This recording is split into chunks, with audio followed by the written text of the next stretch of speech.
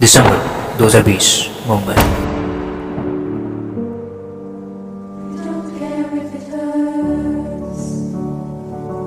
$1 trillion company Facebook ने आपको India में रेवेन्यू जनरेट करने के लिए चुना है। इंडिया में लार्जेस्ट यूजर बेस होने के बावजूद भी इसका रेवेन्यू कुछ खास नहीं। आपने सबसे पहले फेसबुक इंडिया के एग्जीक्यूटिव को निकाल अपने दोस्त अजीत मोहन को हायर किया। India's managing director, that is Ajit Mohan, has also been summoned for the same. आप दोनों ने हजारों कोशिश की लेकिन फेल हो गए।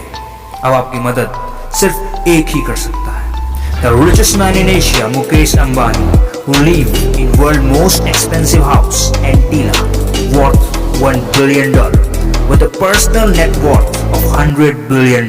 अंबानी की कहानी बड़ी इंस्पायरिंग है, लेकिन असल क्वेश्चन ये है कि ये कहानी खत्म कहाँ होगी? क्योंकि जब से रिलायंस ने एक्सपेंड करना स्टार्ट किया है, ऐसा लगता है कि जैसे इस कहानी का कोई अंत नहीं। क्योंकि आज रिलायंस इतना बड़ा है कि इसका कल्पना भी आपके मन में खौफ पैदा करता है। So see the evil rise of Ambani. Reliance मेरी जान है, रिलायंस इंडिया की शान है, रिलायंस दुनिया की जुबान। Reliance Industries will acquire controlling stakes in Den Networks and Hathway Cable for a total investment of 5,200 crores. Acquires Norway-based REC Solar Holdings for an enterprise valuation of $771 million. Buy a controlling stake in Just Dial for rupees 3,497 crore. Has bought the nearly 300-year-old British toy retailer Hamleys Private television which has show content, then they bought stake in Lost which has movie content, and now they have bought stake in Savan which has music content.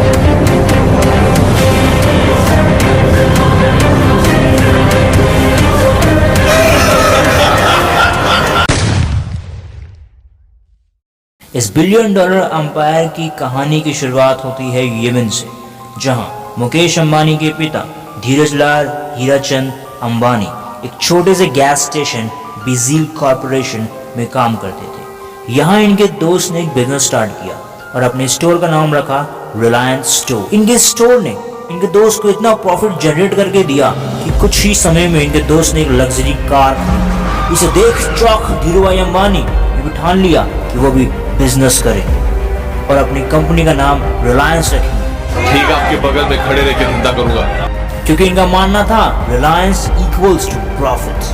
और literally आज रिलायंस का market capital $250 billion है, that is 10% of India's GDP, generating profits of $17 billion every year.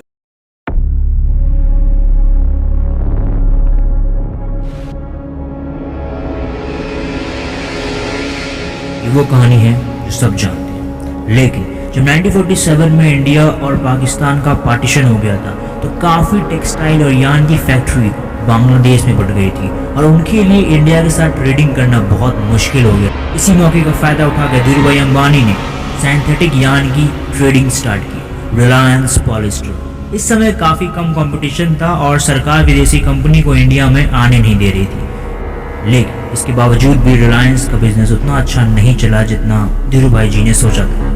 एक book है the polyester Prince, जिसे McDonald sir ने लिखा है, जो कि धीरूभाई अंबानी के काफ़ी अच्छे दोस्त हुआ करते थे। इस बुक में उन्होंने रिलायंस के कई सारे स्ट्रेटजीज और टैक्टिक्स को बताया है जो शायद किसी कंपनी को फॉलो नहीं करने चाहिए। उन्होंने बताया है कि किस तरह गवर्नमेंट जानबूझ के या दबाव में आके रिलायंस के फेवर में काम करती थी। I mean, what is it about the two brothers or their late father that grips your attention? Because you do talk about gripping your attention in your book. Yeah. Well, I think with the father, it was the close connection he forged with the Congress Party. उन्हें इस बात पे यकीन हो गया कि अगर भारत में बिजनेस करना है तो इंडिया की पॉलिटिक्स में घुसना होगा। फिर क्या था, रिलायंस ने पॉलिटिकल पार्टीज की फंडिंग स्टार्ट की, जिससे पॉलिटिशियंस को इलेक्शन जीतने में मदद मिलती थी और वो रिलायंस की फेवर में पॉलिसी बनाते। ये बुक इंडिया में बैन है, इसलिए नहीं क्योंकि ये इंडिया के खिलाफ कुछ कहता है, इसलिए बैन है क्योंकि रिलायंस के खिलाफ कुछ कहता है। The action that led to the book being blocked in India was legal injunctions by Reliance. जब रिलायंस अपने आप को संभाल पाया तो उन्होंने गवर्नमेंट को, जो कि उस समय कांग्रेस की थी, फोर्स करने लगा लिबरलाइजेशंस, प्राइवेटाइजेशंस और ग्लोबलाइजेशंस की पॉलिसी के लिए। और गवर्नमेंट को फिर 1991 में एलपीजी पॉलिसी लॉन्च करना पड़ा। इन नीतियों का जो सबसे बुरा असर हुआ है वो ये कि जो अमीर थे वो और अमीर हो गए, जो गरीब थे और गरीब हो गए। कि इस मुकेश अंबानी नाम के व्यक्ति ने अपनी बीवी के जन्मदिन पर एक हवाई जहाज गिफ्ट कर दिया बीवी को। 268 करोड़ रुपए का हवाई जहाज एक व्यक्ति अपनी बीवी को गिफ्ट में देता है और 84 करोड़ लोग एक दिन में 20 रुपए पर जिंदा रहते हैं। मुकेश अंबानी ने अपनी बीवी को गिफ्ट नहीं दिया, 84 करोड़ लोगों के गाल पर कसकर तमाचा मारा है कि तुम इतनी गरीबी और जरहालत में हो और मैं देखो कहां पहुंच गया। जिस देश में बिजनेस पावर, पॉलिटिकल पावर एक साथ आ जाते हैं, फिर उन्हें हराना नामुमकिन है। The fact is Ambani is bigger than the government. देश को मनमोहन सिंह नहीं चला रहे, मुकेश अंबानी चला रहे हैं। मुकेश अंबानी ने जो कहा ना कि कांग्रेस तो हमारी दुकान है, बिल्कुल सही कहा उन्होंने।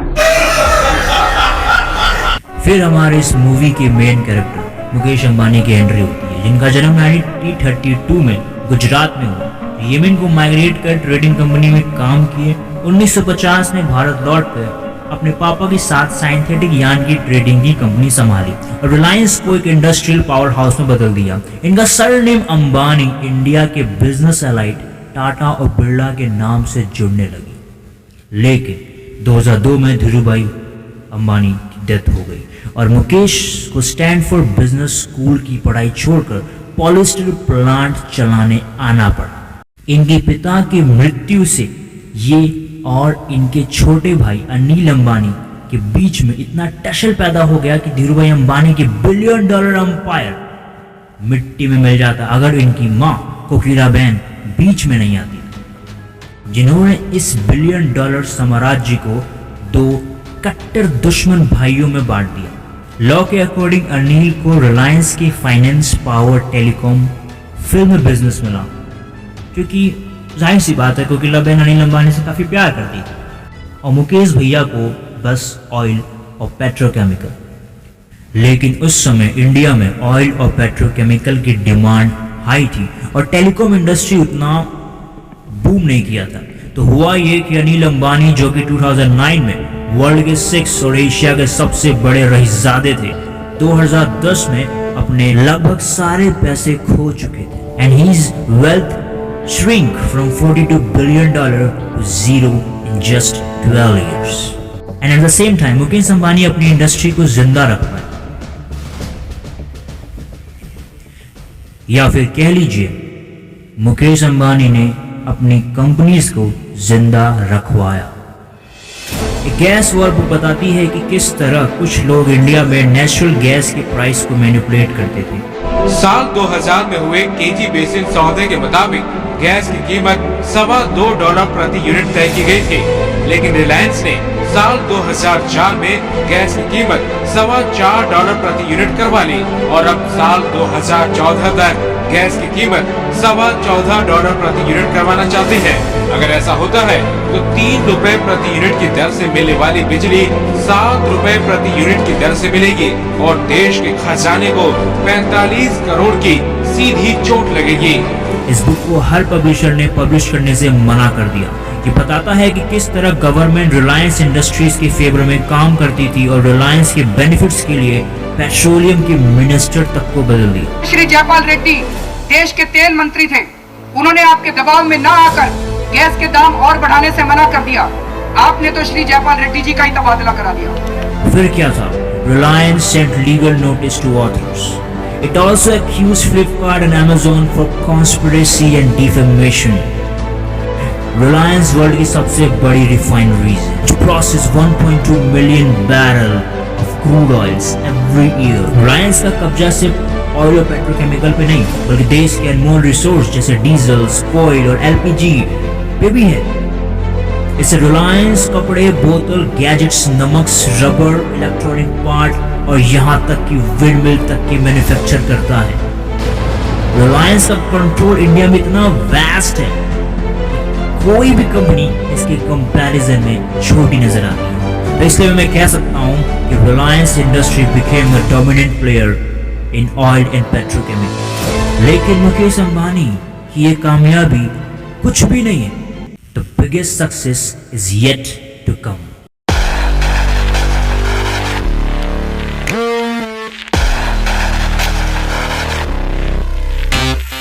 So Anjali, data is indeed the new oil. अपने पिता के साथ मिलकर अंबानी ने रिलायंस टेलीकॉम बनाया, जो कि स्प्लिट लॉ के अकॉर्डिंग अनिल अंबानी के पास चला गया। लेकिन फिर भी वो बोर्ड के मेन मेंबर थे और नॉन कॉम्पिटिटिंग एग्रीमेंट के अकॉर्डिंग वो खुद की कोई एक अलग टेलीकॉम इंडस्ट्री नहीं बना सकते अगले 5 साल तक।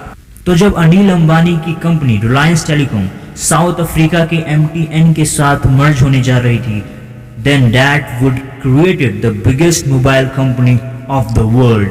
लेकिन अंबानी ने इसे मना कर दिया। He refused and so no confident. और ठीक 5 साल बाद 2010 में इन्होंने वो किया जो शायद बड़े भाई को नहीं करना चाहिए था।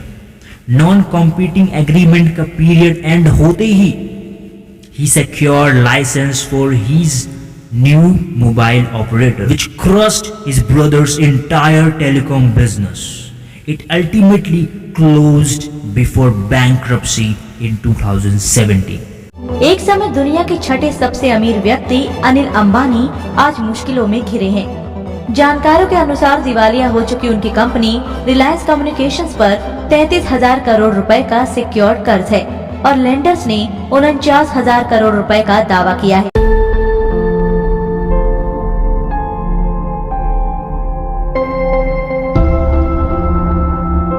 नमस्कार, हमारे साथ देश के सबसे पावरफुल व्यक्ति है, नहीं नरेंद्र मोदी जी नहीं है हमारे साथ है Mukesh Ambani.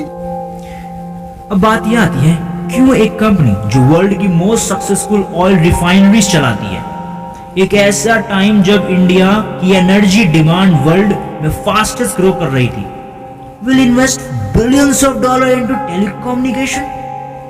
The message is clear, because he knew what will happen on 8th November 2016. 8 November 2016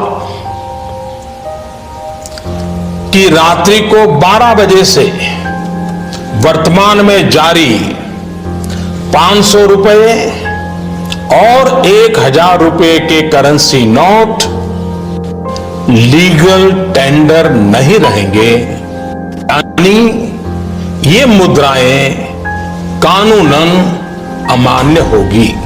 Today I want to congratulate and applaud our Honorable Prime Minister Shri Narendra Modi ji for his bold and historic decision to demonetize old currency.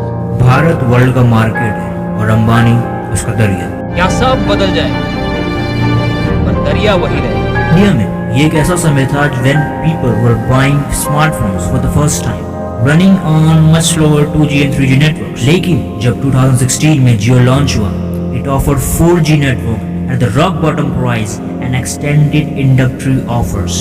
एक ऐसा जबरदस्त offer जिसने जबरदस्ती competitor के price को कम करवा दिया in order for them to survive. इसका परिणाम ये हुआ कि Jio accumulated millions of users within months, covering almost whole country. 2G, 3G took 25 years to build pan-India network, but Jio took just 3 years. Jio की success was a result of bully boy tactics.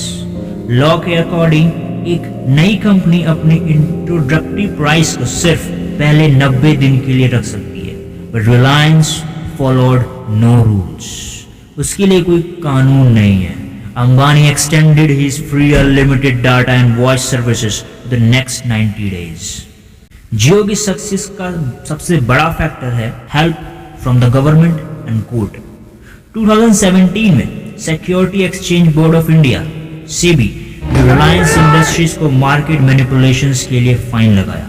It also accused Reliance for having inappropriate control over Supreme Court of a gas exploration deal. Court ने सारे mobile operator को billions of dollar पे करने का order दिया for historical fees, but Jio was a new one, so it paid just $2 million. जहां भी Ambani enter करता है, he wants to be dominant. India में कोई भी फॉरेन इन्वेस्टमेंट होता है, he is India's chief diplomat. Ambani के सक्सेस का एक मूल मंत्र है नेशनलिज्म। अंबानी बड़ी शातिर तरीके से अपने प्रोडक्ट को नेशनलिज्म से जोड़ देता। The message is simple, if you love India, love Reliance, love Ambani. Reliance now run 1/3 of all retail stores in India, जो कि इनके कॉम्पिटिटर से काफी ज्यादा है।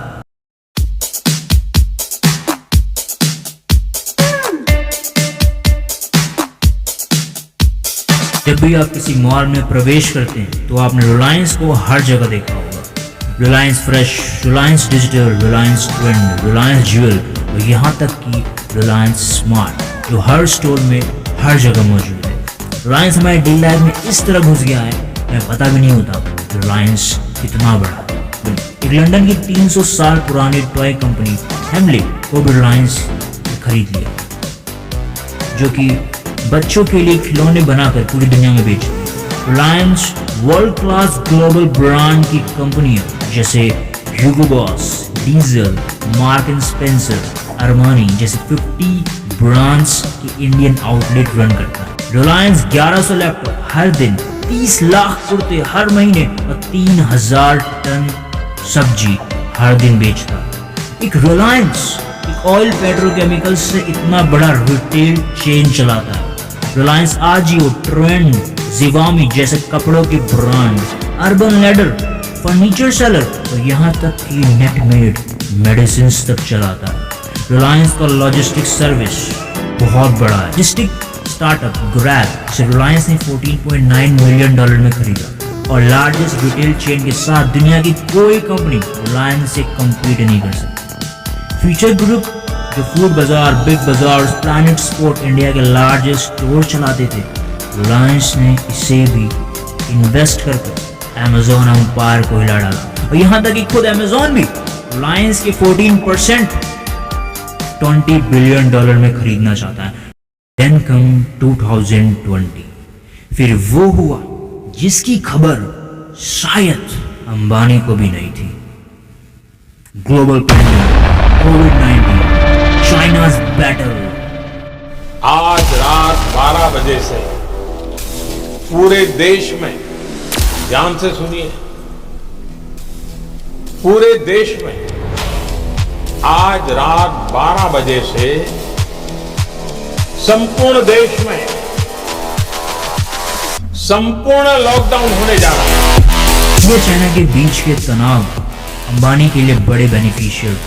Ambani was the only alternative for Asia's partnership. और अब आपको मिलवाते हैं लॉकडाउन के राजा से। लॉकडाउन के दौरान पूरी दुनिया में शायद एक भी कंपनी ऐसी नहीं होगी जो पैसों के लिए मोहताज ना हो, लेकिन भारत में एक ऐसी कंपनी है जिसने लॉकडाउन में पैसे जुटाने के रिकॉर्ड बना दिए। ये कंपनी है मुकेश अंबानी की Reliance industries. India band nearly 16 Chinese app including TikTok. यहां तक कि वर्ल्ड की सबसे बड़ी कंपनियां फेसबुक ने भी जियो में इन्वेस्ट किया $15.7 बिलियन। इन सारे इन्वेस्टमेंट ने रिलायंस को कर्ज मुक्त बना दिया। रिलायंस ने लॉकडाउन के दौरान विदेशी निवेशकों को हिस्सेदारी बेचकर अपना 1,61,000 करोड़ का कर्ज लक्ष्य से 9 महीने पहले चुका दिया। इसीलिए मुकेश अंबानी को लॉकडाउन का राजा कहा जा रहा है। और अंत में टेक जायंट गूगल ने भी जियो में $4.5 बिलियन इन्वेस्ट किया। फेसबुक और Google control 2/3 of India's digital advertising market. मानी खुद कहते हैं कि फॉरेन कंपनीज कहीं इंडिया में डाटा कॉलोनाइजेशन ना ले आए, लेकिन शायद यहाँ हो कुछ उल्टा ही रहा है। इस फॉरेन कंपनीज के डील के साथ रिलायंस इंडियन डाटा को बड़ी आसानी से फॉरेन कंपनीज को सेल कर सकते हैं। Freaking wealth inequality in India which top 10% own 57% wealth while bottom 50% own nothing। India के टॉप 100 बिलियनर्स ने उस साल $173 बिलियन अपने नेटवर्थ में ऐड किए और अंबानी और अडानी ने अकेले $57 बिलियन ऐड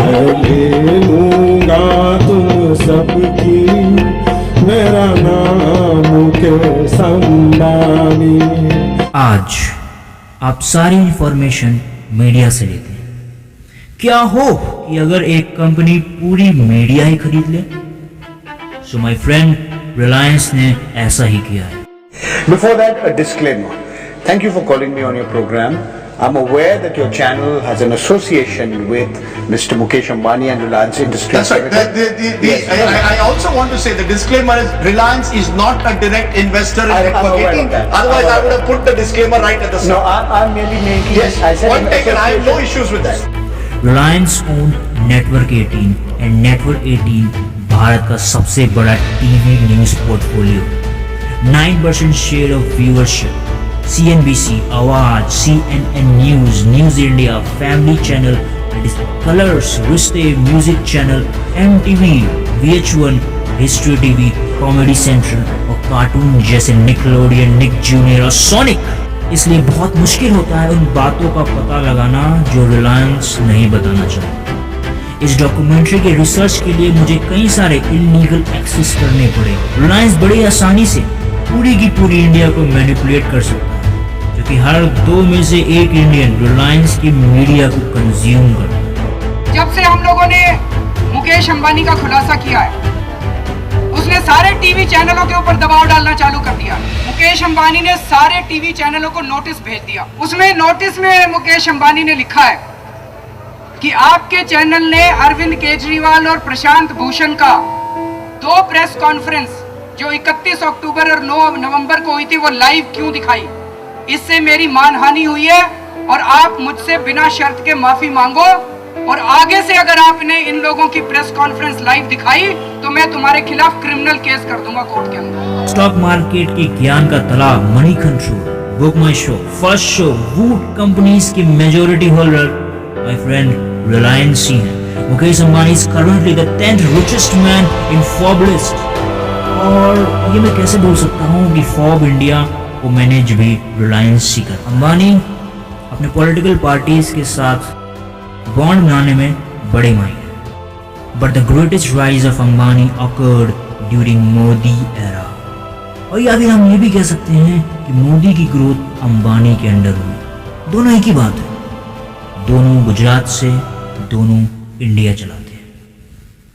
कॉन्ग्रेचुलेशंस, आपने 22 मिनट की वीडियो को कंटिन्यूअस देखा है। आपका अटेंशन स्पैन आज के ह्यूमन के एवरेज अटेंशन स्पैन से काफ़ी ज़्यादा है। Okay, let's continue.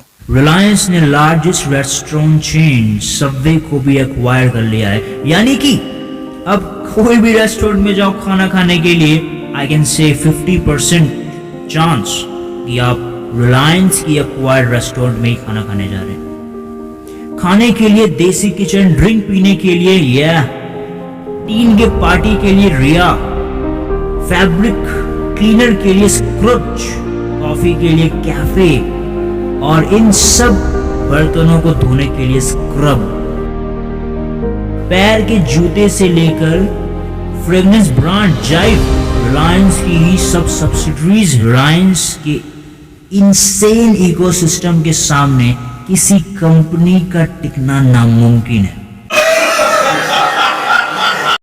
इंडिया एक ऐसा देश है जहां खेल के खिलाड़ी को भगवान की तरह पूजा जाता है, और ये बात रिलायंस अच्छी तरह जानता है कि अगर इंडिया के माइंडसेट में बैठना है तो खेल में उतरना पड़ेगा। Reliance launch entire football league, Indian super league, जहां पे इंडिया के सारे फुटबॉल लीग्स होते हैं। We own and operate tennis event in Southeast Asia since 1996. और of course मुंबई इंडियन, जिसे रिलायंस ने $100 मिलियन में 2008 में खरीद लिया। He is the richest sport team owner। यहाँ तक कि क्रिकेट के ICC के इंडियंस राइट भी रिलायंस के पास। रिलायंस का ये जबरदस्त इकोसिस्टम है कि आप रिलायंस अगर कल को कोई भी कंपनी, कोई भी ब्रांड, कोई भी नई चीज ले आएगी, हमें पता ही नहीं चलेगा, हम कभी सोचेंगे भी नहीं, काफी स्ट्रेंज है। फॉर एग्जाम्पल कॉलगेट अगर एरोप्लेन बनाए, तुम कहेंगे कॉलगेट एरोप्लेन बना रहा है, लेकिन अगर रिलायंस ऐसा करे तो हमें लगेगा यार हो सकता है। बात सिंपल है, he wants to be Netflix for video streaming, Spotify for music, Alibaba, Amazon। He wants to be everything. He is unstoppable. Reliance world की most advance transportation startup SkyTran को एक्वायर कर लिया। Augmented reality, virtual reality, virtual meet और Jio glass fibers जैसे cutting edge technology पर work कर रही है। रिलायंस क्रिप्टो करेंसी मेटावर्स जैसी टेक्नोलॉजी के लिए इंडिया में लार्जेस्ट ब्लॉकचेन नेटवर्क बना रही है। रिलायंस का फ्यूचर इनक्रेडिबल है। पेन के बॉडी शर्ट से लेकर फर्नीचर, कार के पेट्रोल तक रिलायंस मैन्युफैक्चर कर रहा है। फेसबुक और व्हाट्सएप के रिसेंट डील के कारण अंबानी के पास 400 मिलियन इंडियन यूजर्स के डाटा है, which is upper hand for any company in the world. It is very difficult to have another player become a intense of what he does, the magnitude of what he does. When he enter a field, he enter to be dominant player. Ambani ने अपनी wealth, politics और रिलायंस की power को use करके एक ऐसा ecosystem बनाया है जो कि सिर्फ इनकी ही फेवर में काम करे। He is both respected and feared. ये प्राइवेट कॉर्पोरेशन नहीं, एक नेशन है, एक independent state with in state. India की डिफेंस इंडस्ट्रीज में ही एक्वायर्ड एस्टीरिया एरोस्पेस जो ड्रोन्स बनाती है। Aerospace demonstrates India's first micro-category drone for comprehensive surveillance applications at Gwalior Drone Mela at MITS campus. Her competitor में खौफ है रिलायंस की अनंत ताकत, जिससे वो बिलियंस ऑफ डॉलर्स की इन्वेस्टमेंट कर सकते। इसका परिणाम ये होगा कि हमारे पास सिर्फ कुछ ही चॉइस होंगी और वो कुछ भी रिलायंस की ही होगी। रिलायंस कामयाब हुआ इसलिए नहीं क्योंकि इसके पास ग्रेट प्रोडक्ट्स और सर्विस थे, बल्कि इसलिए क्योंकि हमारे पास कोई और चॉइस भी नहीं थी। रिलायंस हर एक इनोवेटिव स्टार्टअप में इन्वेस्ट करती जा रही है। रिलायंस का बिजनेस एक ग्लोबल वेंचर है with partnership world tech. Ambani का एम्बिशंस वो रिलायंस को वर्ल्ड की मोस्ट वैल्यूएबल कंपनी में बदल दे। और इतनी रिलेंटलेस वे से अगर अंबानी चलेंगे, ऐसा होना कोई बड़ी बात नहीं।